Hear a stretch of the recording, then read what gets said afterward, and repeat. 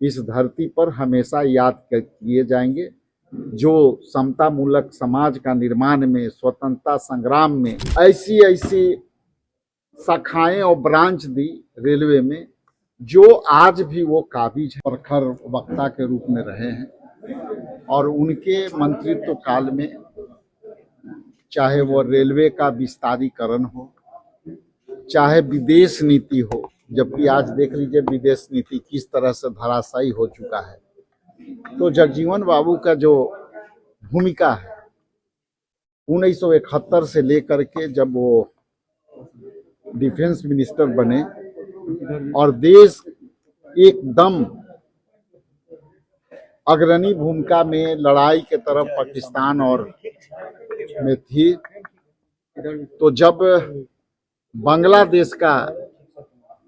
डिवाइडेशन हुआ उसमें हमारे नेता बाबू जगजीवन राम जी का अहम भूमिका रही। और जिस तरह से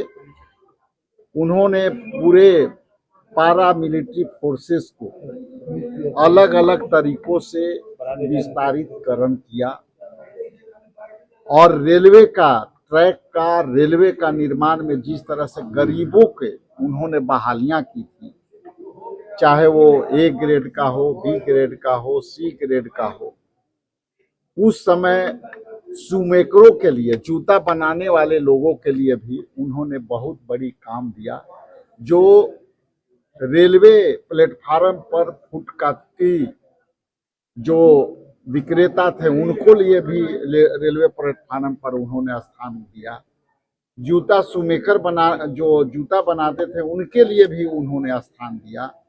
कुलियों के लिए एक सम्मानजनक उनकी वेतन की। तो ये इस दिन हमारे लिए बहुत महत्वपूर्ण है कि बाबू जगजीवन राम जी जो जिस तरह से गरीबों के लिए उस जमाने में काम करते थे, आज हम लोग उनको याद करके गौरवान्वित महसूस करते हैं कि जिस तरह से उन्होंने कई ऐसी ऐसी शाखाएं और ब्रांच दी रेलवे में, जो आज भी वो काबिज है। और हम स्मरण करते हैं, उनको नमन करते हैं कि आप जैसे महापुरुष इस धरती पर हमेशा याद किए जाएंगे, जो समता मूलक समाज का निर्माण में, स्वतंत्रता संग्राम में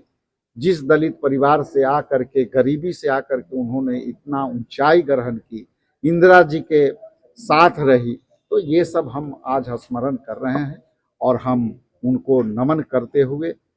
विशेष आभार आप लोग को भी प्रकट करते हैं कि आप लोगों ने आकर के हमें कहने का, कुछ इनके बारे में कहने का मौका दिया।